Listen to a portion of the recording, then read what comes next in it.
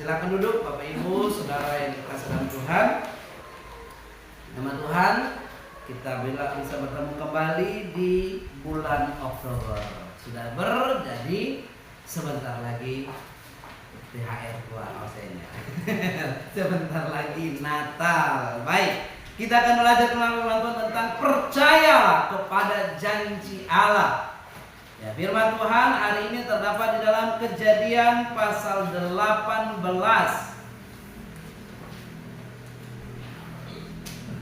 ayat 9 sampai ayat 15.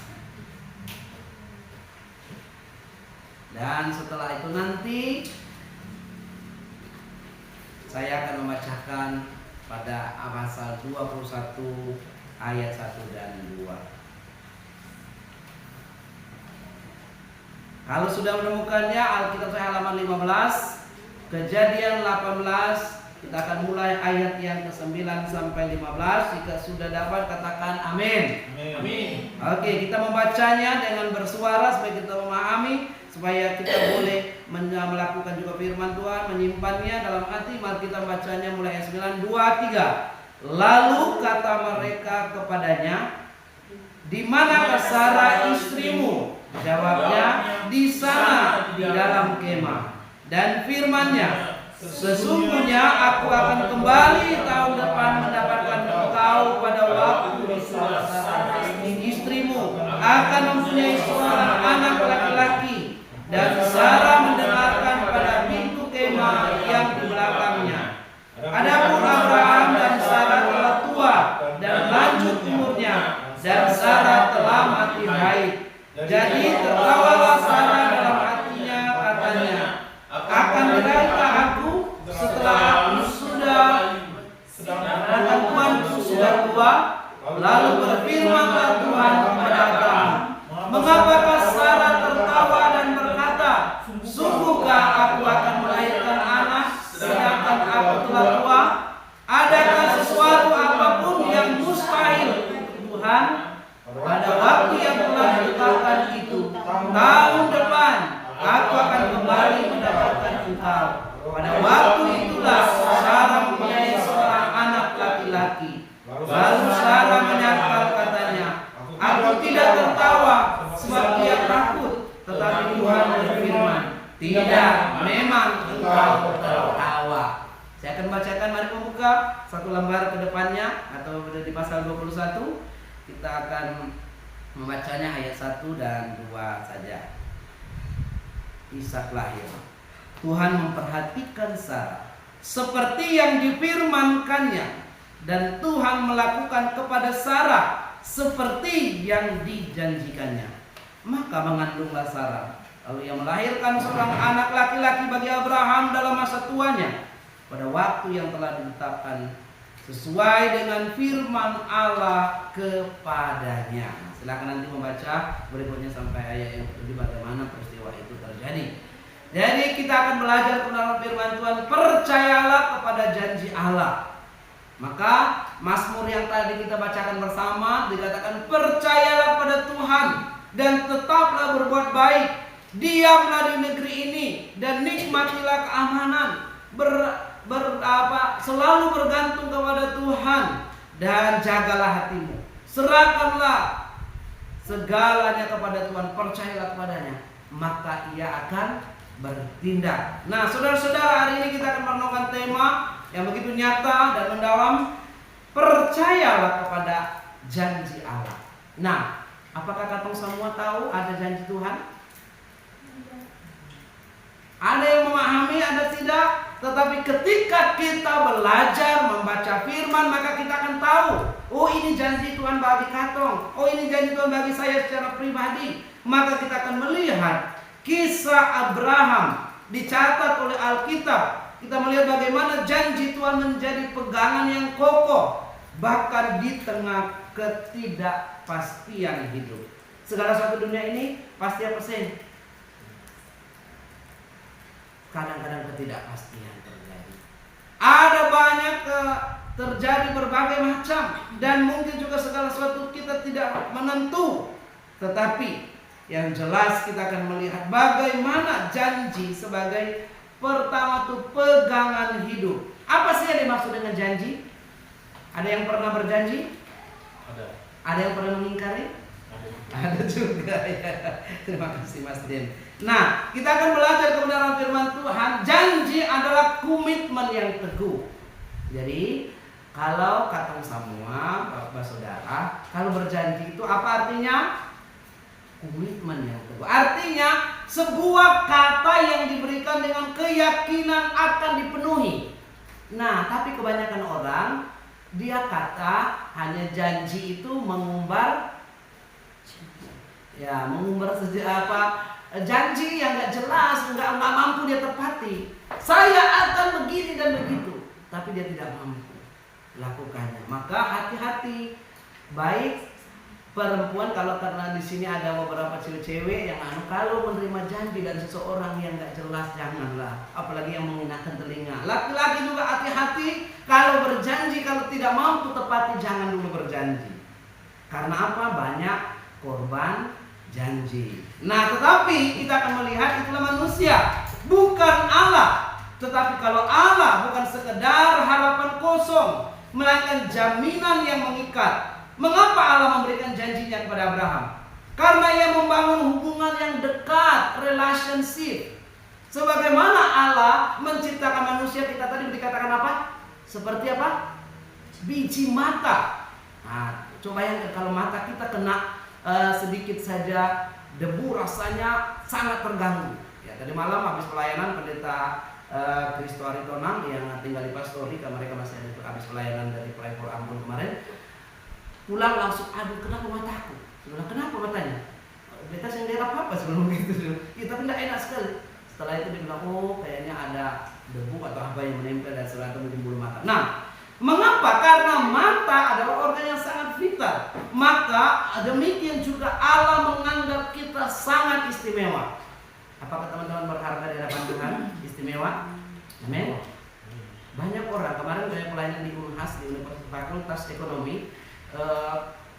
Anak-anak pemuda ya sudah kuliah, tapi saya tahu tujuan hidupnya. Loh, kau ada di sini untuk apa?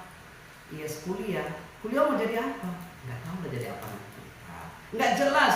Termasuk tujuan-tujuan yang nggak jelas, sehingga ya hanya ya begitu saja. Tetapi kita sudah jelas. Kita dikasih oleh Tuhan. Tuhan ingin memiliki hubungan yang baik, relasi yang baik kepada kita semuanya. Baik kepada anak-anak kecil, kepada remaja, pemuda maupun orang tua, Allah sangat peduli. Maka dikatakan bahwa bayangkan saudara-saudara, hidup kita seperti perjalanan di padang gurun yang panas dan kering. Sekarang mulai musim panas, walaupun 2 hari yang lalu hujan. Tanpa pegangan kita mudah tersesat. Tidak ada misalnya Maps atau Google atau apapun juga itu, kompas. Tetapi janji Tuhan adalah tongkat yang menuntun kita kalau seandainya di padang gurun itu yang jauh dari kemajuan teknologi sekarang. Nah, di tengah kehidupan kita, krisis terjadi di mana-mana, pergumulan secara pribadi, pertanyaan, bahkan mungkin kita sering diingkari janjinya atau tidak menerima penepatan janji dari seseorang. Bagaimana kita dapat teguh berpegang pada janji Allah?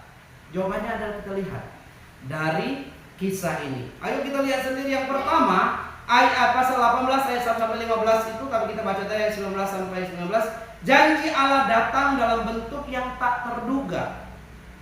Mengapa dikatakan tak terduga? Dikatakan bahwa penantian akan janji Tuhan udah berapa kali disampaikan kepada Abraham. Engkau akan memiliki keturunan seperti apa? Pasir di pantai dan bintang di langit. Janji Tuhan itu ada.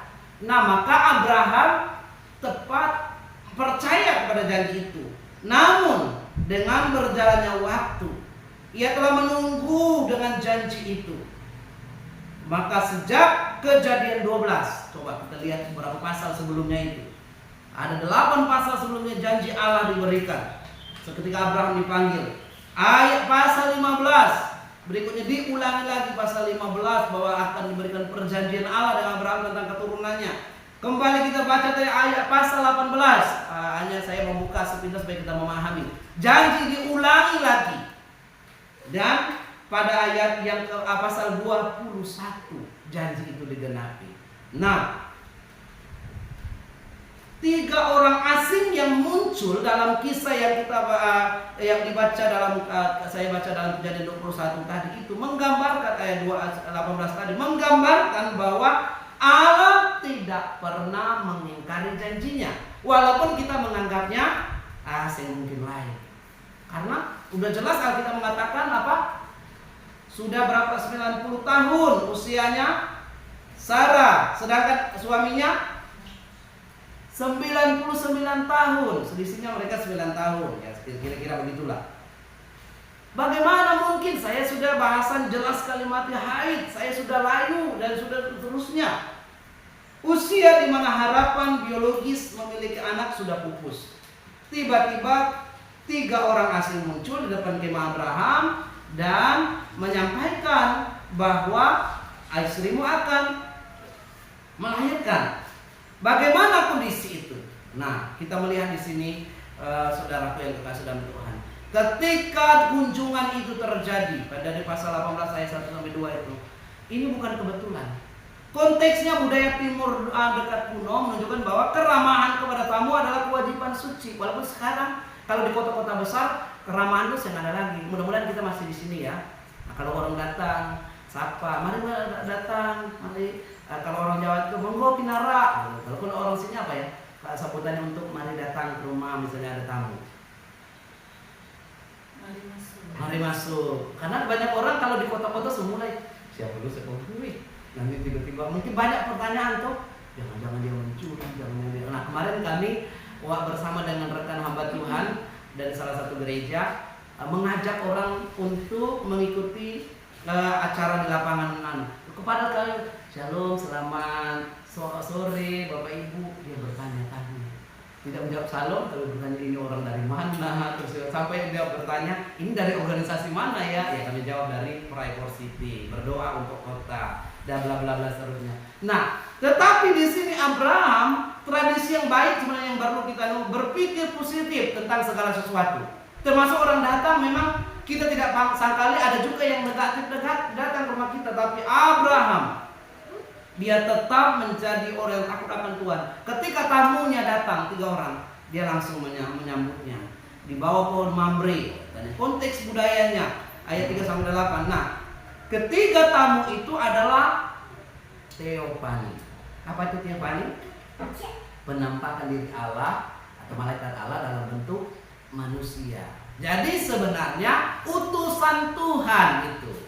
Makanya kemarin waktu kami juga saya puji Tuhan dipercayakan melayani di Sulawesi Barat, membuka dari 0 sampai ya puji Tuhan itu saya kasih nama jemaat itu Teofani, karena supaya orang-orang di sana itu ketika bertemu dengan Tuhan dan Tuhan menyatakan kasihnya, janjinya, dan mereka terus hidup dalam janji itu dan bla bla bla. Nah, inilah dikatakan konteks kita kembali ke firman Tuhan ini. Teofani, Allah menampakkan diri dalam wujud manusia disertai dengan 2 malaikat. Lihat Kejadian 19 ayat 1. Coba kita baca.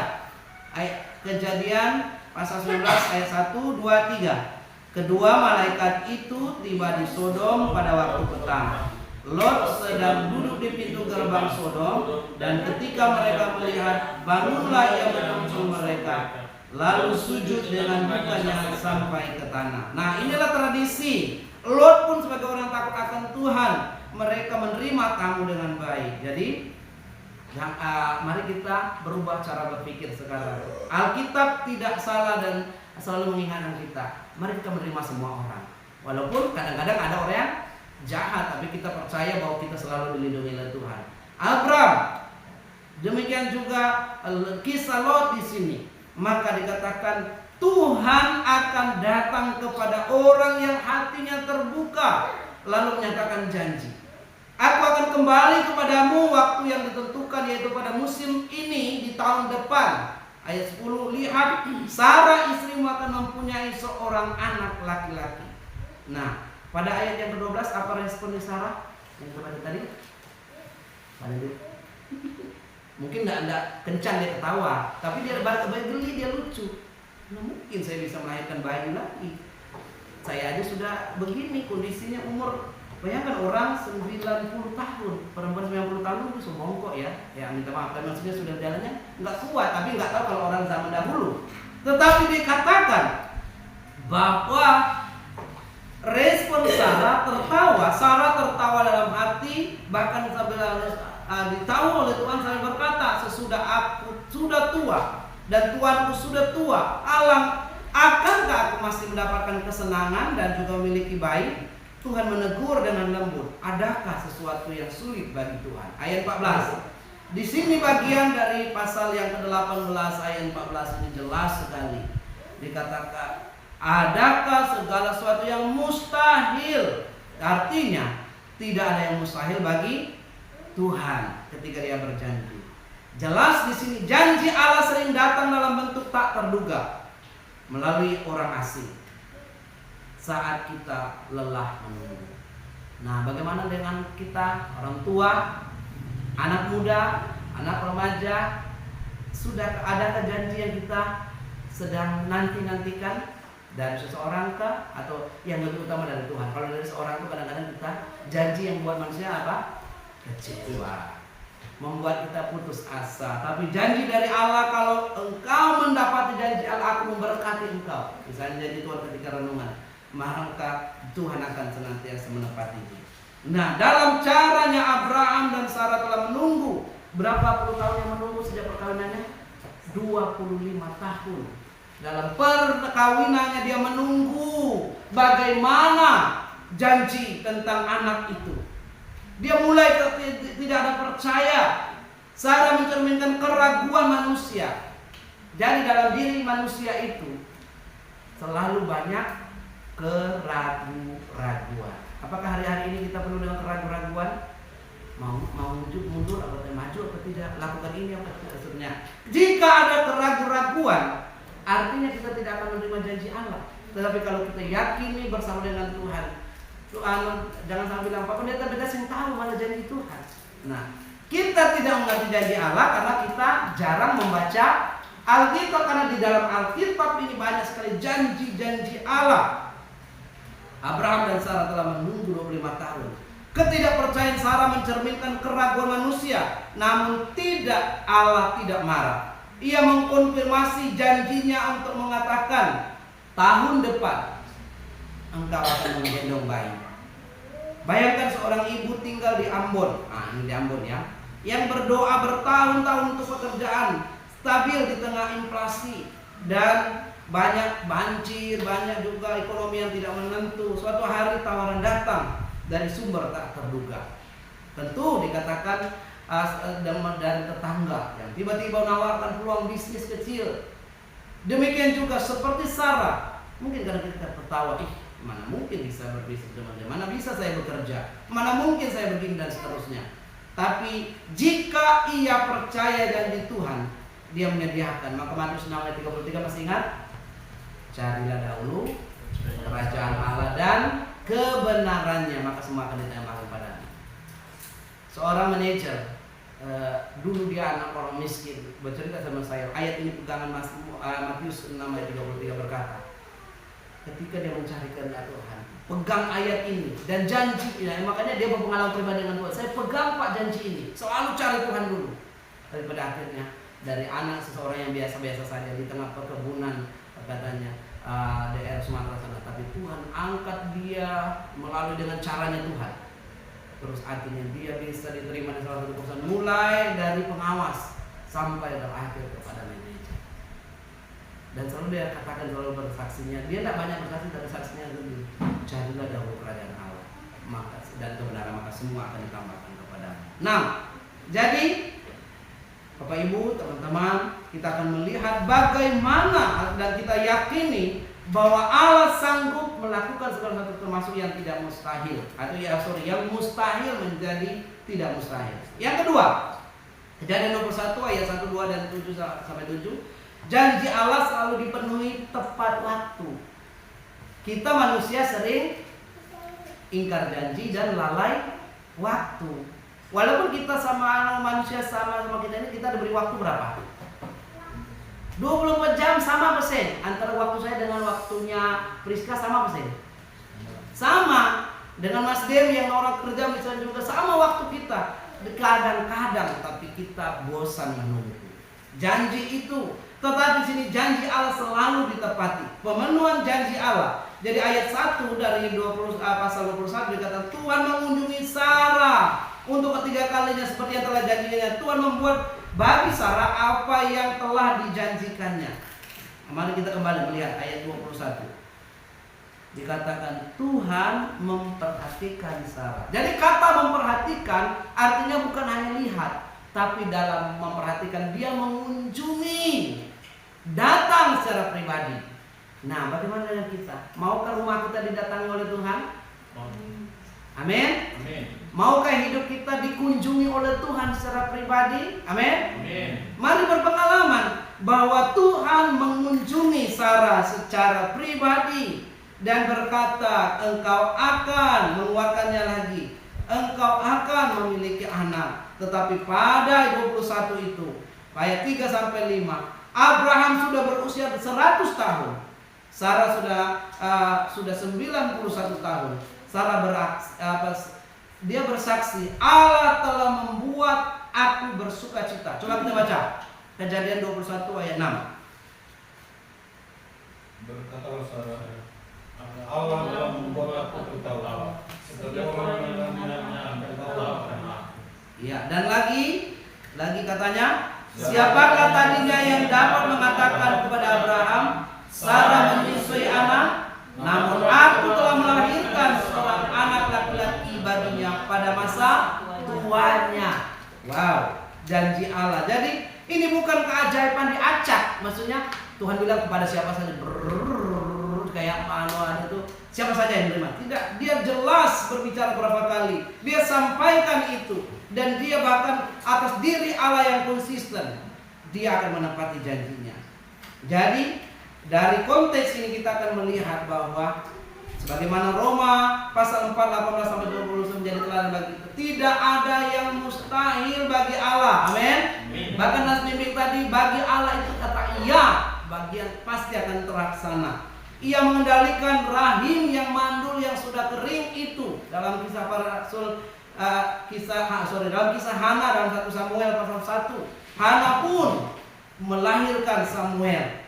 Nah, itulah jelas janji Tuhan tak tergoyahkan. Walaupun keadaan, walaupun situasi, walaupun mungkin waktu terus berubah. Nah, ilustrasinya bagi kita, pikirkan pasangan muda yang berjuang.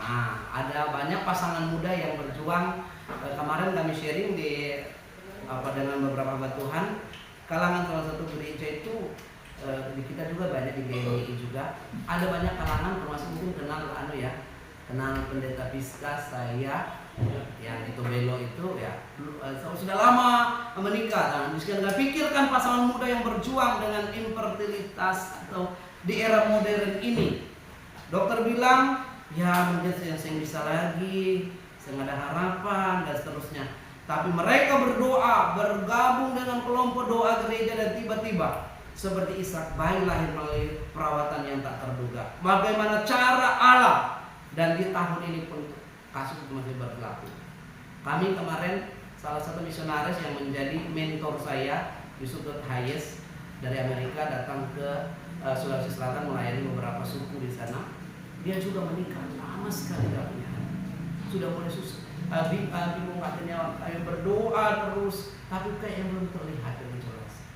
Jadi selama pelayanan di Indonesia 5 tahun lebih itu, bahkan pernikahannya belum punya anak.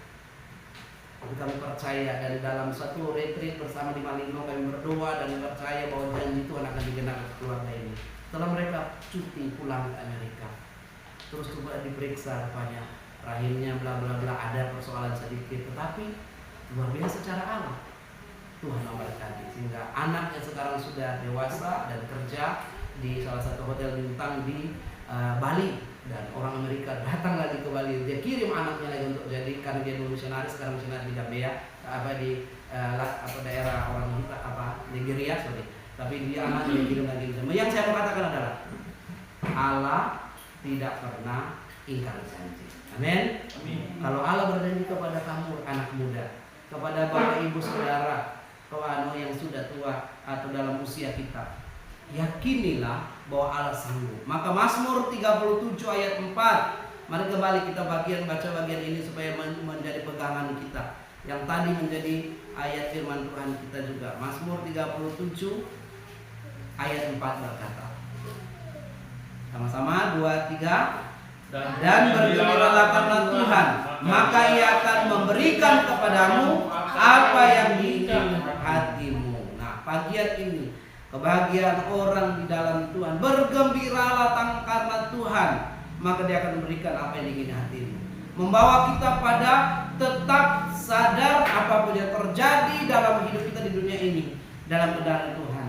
Dan kalau kita belum menerima janji Allah, berarti pelajari firman Tuhan. Minta Tuhan, apa janjimu tentang masa depanku?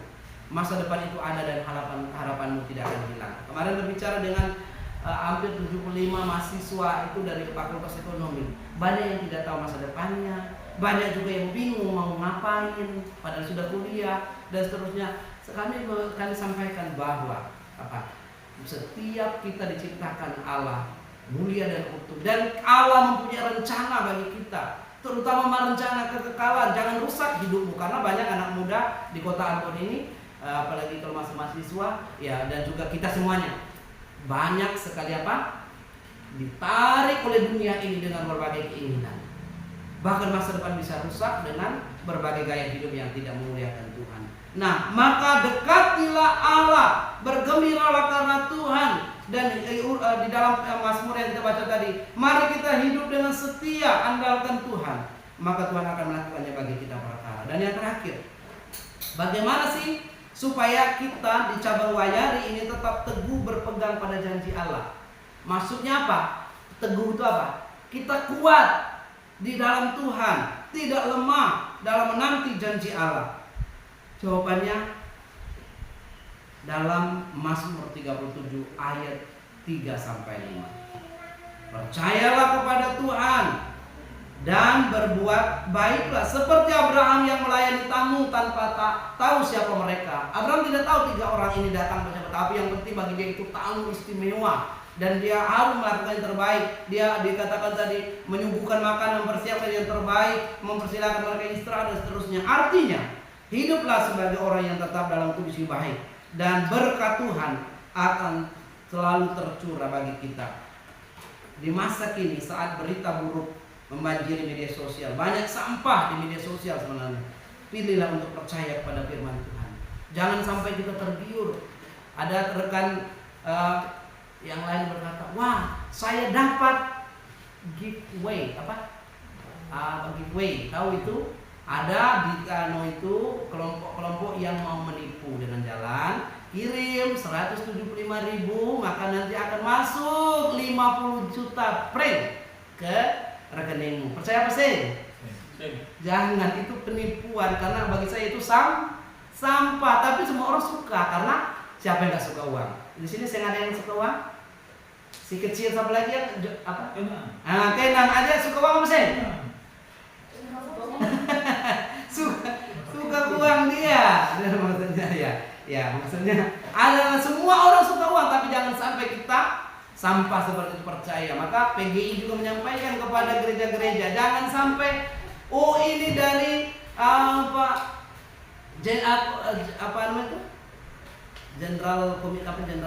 Kementerian Agama dikatakan ada bantuan dari Australia. Jangan percaya. Tapi kalau tetap janji Allah, kita percaya. Amin. Apa sih janji Allah bagi kita calon jemaat? Ini ada di kotak yang kita doakan. Salah satunya apa? Ada musik. Janji Allah itu pasti Tuhan menyediakannya kalau kita mau beriman kepada Tuhan. Maka kita percaya satu saat kita punya alat musik sendiri, kita punya mic dan semuanya, sehingga kita juga bisa memuji Tuhan lebih semangat lagi. Dan Tuhan dan janji Allah, apakah kita mau supaya kita ditambahkan dengan orang percaya lain? Misalnya ada jiwa ditambahkan. Nah, kalau kita mau, maka Allah sanggup menepatinya. Serahkanlah hidupmu kepada Tuhan, percayalah kepadanya, dan Tuhan akan bertindak. Jadi serahkan hati kita kepada Tuhan. Sarah menyerahkan keraguannya Kita pun harus menyerahkan keraguan kita. Jangan kita berkata, tidak ada masa depan ini. Kayak saya dulu di kampung, saya nggak ada harapan, kata orang sini. Karena apa? Ya orang tua tidak mampu, bapak saya nggak ada, dan seterusnya. Oh, udah akan begini-begini. Bahkan ada teman bilang, sudah nggak usah kemana-mana, menikah cari jodoh di sini. Ya memang itu baik sih, tapi sebenarnya saya kayaknya jodohku bukan orang suku saya itu, bukan orang Serawai. Saya harus ikuti pimpinan Tuhan. Ketika mengikuti pimpinan Tuhan, Tuhan akan bekerja dalam hidup kita. Di mana saat ini banyak juga pekerja-pekerja yang menghadapi PHK karena resesi 2025 ini. Kekhawatiran, kecemasan terjadi. Bahkan kadang-kadang orang berpikir, apakah ada masa depanku? Percayalah, Mazmur ayat 37:5 jalan keluarnya. Ia akan bertindak. Siapa yang dia katakan iya ini? Tuhan akan melakukannya.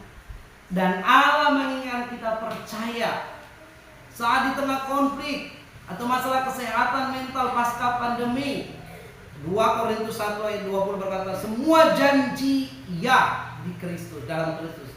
Jangan bergantung kepada kekuatan sendiri, tetapi pada Allah.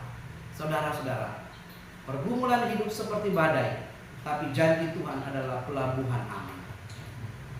Jika Abraham bisa mencapai di usia 100 tahun baru menerima janji Allah dari masa mudanya, maka demikian juga bagi Allah tidak ada yang mustahil. Jadi bagi anak-anak, bagi remaja, bagi orang tua, apakah janji Allah dalam hidup? Tetap pegang teguh janji Allah, maka dia akan melakukannya dalam hidupmu. Percayalah pada janji Allah dan yakini bahwa suatu saat Bapak Ibu Saudara akan mengalami seperti Sarah yang mandul. Dia melahirkan anak dan dia menerima sukacita dengan dia bagian tadi. Jangan biarkan tawa keraguan menghalangi langkahmu. Tapi Paulus berkata, mari tetap berdoa, mari tetap kuatkan hati kita untuk menerima janji Allah. Karena apa? Bagi kita semuanya, bagi anak-anak muda, masa depan itu ada dan harapan tidak akan hilang. Jangan seperti anak muda beberapa waktu yang lalu, saya tahu apakah bisa enggak kerja, bisa enggak manusia, tapi selalu katakan di dalam Tuhan selalu ada harapan. Nah, peganglah janji-janji Tuhan. Sekarang pertanyaannya, mari renungkan bagian firman Tuhan ini. Jikalau Abraham dan Sarah mengalaminya, sekarang bagi pribadi kita, bagi katong semua, pribadi lepas pribadi, anak muda, orang tua, anak remaja, anak-anak, orang tua, mari, apa sih janji Tuhan dalam hidupmu? Dan pegang itu. Dan kalau belum mengetahui janji Tuhan, beta sering dengar janji Tuhan, baca Alkitab, maka Tuhan akan tuntut janji tentang masa depan, janji tentang pekerjaan, janji tentang apapun juga. Abraham tentang keturunan, tapi kalau mungkin anak muda tentang jodoh kali, atau tentang apalah, terserah, tentang rumah, tentang karir, mari serahkan semua kepada Tuhan. Allah sanggup menyediakannya bagi kita. Berpeganglah pada janji itu seumur hidupmu. Jadi saudara-saudara yang terkasih, Allah sanggup menepatinya. Percayalah, karena janjinya selalu iya dan amin. Dalam Kristus Yesus dia sanggup menyediakannya bagi kita. Mari kita berdoa. Tuhan Yesus yang baik, terima kasih. Firman-Mu hamba terbatas menyampaikannya, tapi Roh-Mu yang kudus tidak pernah terbatas memberikan bagi kami kepastian dan keyakinan bahwa Engkau sanggup menyediakan, dan Engkau Allah yang berjanji bagi kami. Biarlah juga Engkau akan menepatinya. Tuhan, apapun juga yang saat ini sedang kami menanti janji Tuhan, entahkah tentang karir, entahkah tentang masa depan, entahkah tentang jodoh, entahkah tentang gereja ini, tentang jiwa-jiwa, kami percaya dalam nama Yesus suatu saat kami mau mengatakan Engkau menjawab doa. Ajar kami tetap berdiam diri, berbuat baik. Ajar kami seperti Mazmur pasal 37, kami tetap mengurus urusan kami dan tetap melakukan etika-etika yang benar. Dan kami tahu bahwa berkat Tuhan akan senantiasa diberikan kepada orang-orang yang baik dan setia dan tetap berpegang pada janji. Terima kasih Tuhan, ampuni hamba-Mu dan teruskan firman-Mu bagi kami. Dalam nama Tuhan Yesus kami bersyukur untuk kebenaran firman-Mu. Haleluya. Amin. Silakan.